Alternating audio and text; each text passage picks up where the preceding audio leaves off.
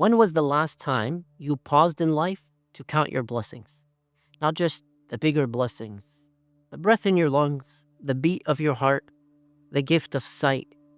And so the fact that you can, of course, hear these words right now, the fact that you're able to access your brothers and sisters around the world and all these reminders. Allah subhanahu wa ta'ala says, وَإِذْ تَأَذَّنَ رَبُّكُمْ لَإِنْ شَكَرْتُمْ لَأَزِيدَنَّكُمْ. Remember when your Lord proclaimed, if you're grateful, I will surely increase you in favor. وَلَئِنْ كَفَرْتُمْ مِنَّ عَذَابِي لَشَدِيدٌ. But if you deny, my punishment is severe. Notice the power of this ayah. It's not just a suggestion first and foremost, it is a proclamation.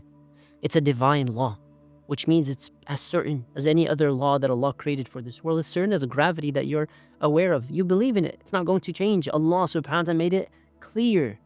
And so the one who is grateful to Allah has a promise from Allah subhanahu wa ta'ala. Today, modern science, the last few decades, and psychology finally caught up to this reality that we know, which finds that when people are grateful, they tend to experience greater happiness levels, stronger even immune systems, better sleep quality, reduced anxiety, reduced depression, enhanced emotional resilience.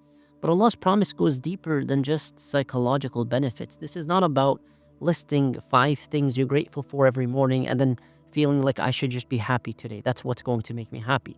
No, for us as Muslims, it's a very comprehensive lifestyle. It's a thought, it's a feeling, it's an experience every single day. And gratitude has levels. So for example, if you think of shukr, gratitude on the tongue, shukr al-lisan, what are you saying? You're saying Alhamdulillah. You're praising Allah throughout the day, even when things are not going your way, and especially when things don't go your way. Alhamdulillah ala kulli hal. So you're constantly expressing your gratitude to Allah subhanahu wa ta'ala and even acknowledging blessings to others. Alhamdulillah, thumma alhamdulillah. There's also shukr, gratitude of the heart, al-qalb. So this is when you feel genuine appreciation. This is when you really recognize Allah is the source of the blessing that I have. There's also the example of maintaining contentment when things don't go your way. So that's in the heart, first and foremost. Alhamdulillah for this plan of Allah subhanahu wa ta'ala and the opportunity to gain reward. And also there's gratitude of the limbs, shukr al-jawarih. So you think, for example, of someone who's using their blessings for obedience, to worship Allah. Someone who makes money, their thought is, I'm going to use this to build the ummah, to invest in great causes, to invest in Muslim startups. I'm going to use this for charity locally and globally. Using your blessings and using the privileges that Allah has given you is one of the greatest examples of gratitude. So you serve others with your gifts and you avoid misusing Allah's favors upon you. Don't misuse your eyes and your ears and your money and your time and your relationship and your skills and the country that you live in or any freedom that you have. Use it all for Allah's sake. The Prophet ﷺ would stand in prayer during the night until his feet would swell. When he was asked why he did this, why did you worship so much? Why are you doing this to yourself? To paraphrase, he said the famous words, أَفَلَا أَكُونُ عَبْدًا شَكُورًا.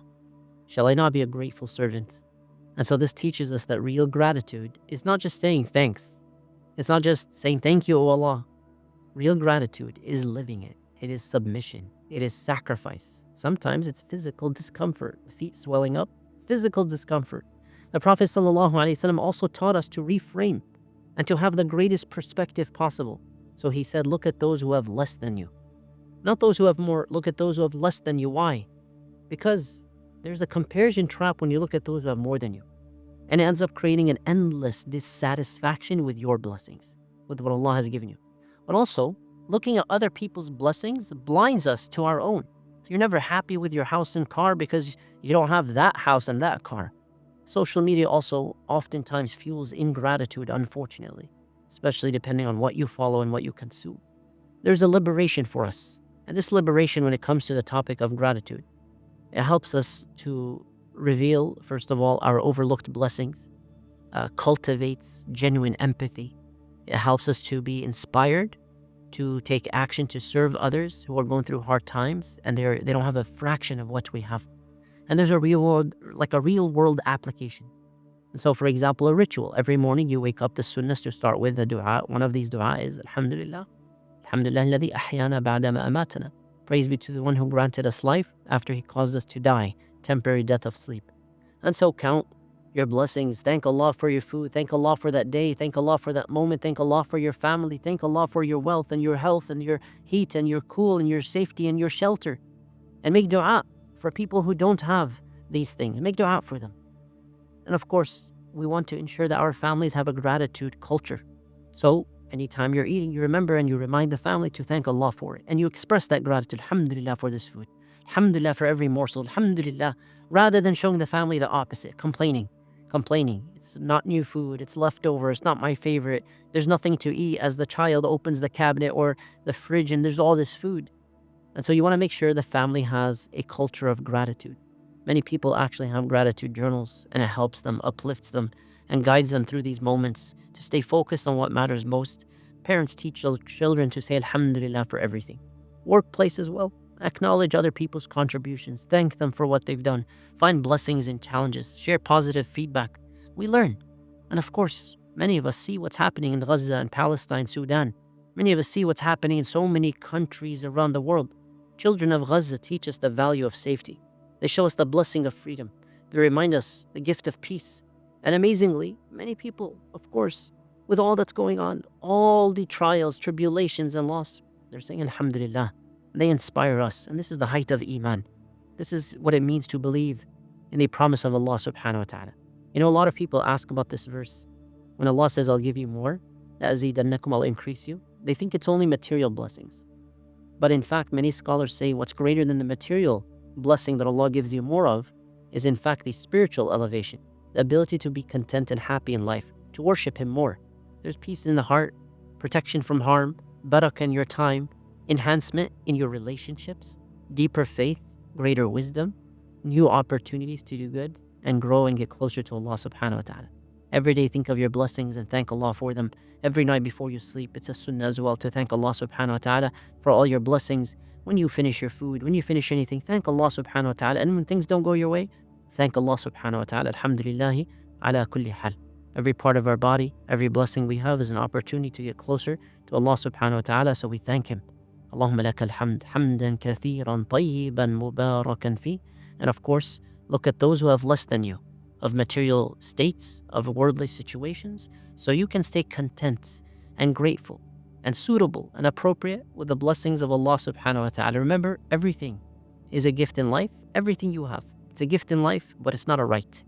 It's not a guarantee. And every moment's replaced with another, but you remain optimistic. You ask Allah for what is good. You make dua.